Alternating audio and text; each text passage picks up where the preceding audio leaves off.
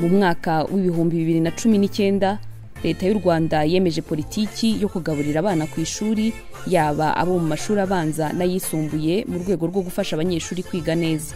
Niyo mpamvu mu mwaka w'ibihumbi 2020 ingengo y'imari yo gushyira mu bikorwa iyi gahunda mu gihugu hose yongerewe.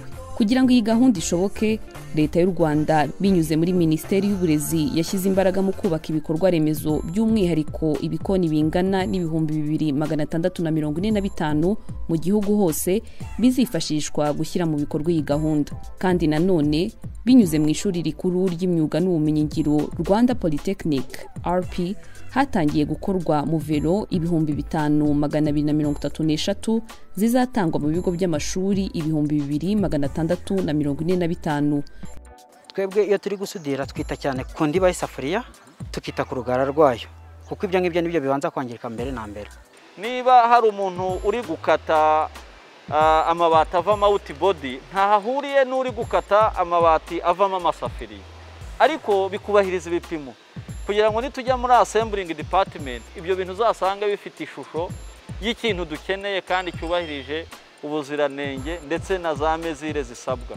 Birumvikana yuko tubabigezeho mu gihe cya vuba, ariko nanone ikindi cyari kigambiriwe gikomeye, murabizi kwigisha ubumenyi ngiro n'imyuga yabisaba kugira ngo abantu ubigishe bakora ikintu.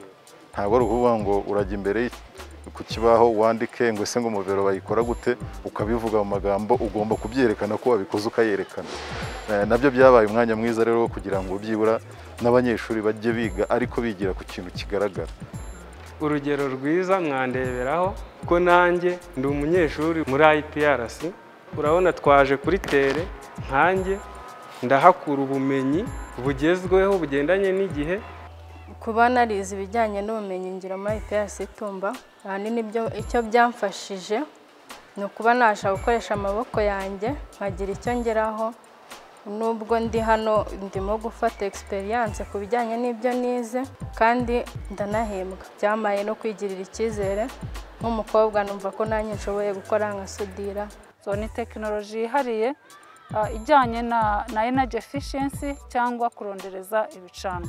Kwanga icyo baba bacanyemo cyose bakoresha 1/3 cy'ibyo bari basanzwe bakoresha.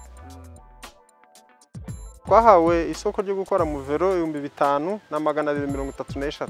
So izo mu velo zizajya mu mashuri arenga 2645. So ayo mashuri buri shuri zabona mu velo ebyiri. Irifite abanyeshuri barenze 1000 rizabona mu velo ya litiro 500 n'iyindi ya 200. Irifite hasi y'igihumbi rizabona ya 200 n'iya 300. Izo mu velo rero twagiye tuzibara dukurikije quantité z'ibiryo bashobora gutekera abana ku mashuri. Ikintu kizakurikiraho dushaka kureba ni uburyo twajya ducanira aya mashuri akoresheje inkwi zabaye processed, nka byandi bita briquette. Mu bigaragara, gahunda yo kugaburira abanyeshuri yashyizwemo imbaraga zishoboka. Babyeyi namwe uruhare rwanyu rurakenewe kugira ngo abana bacu bakomeze kwiga neza kandi batekanye.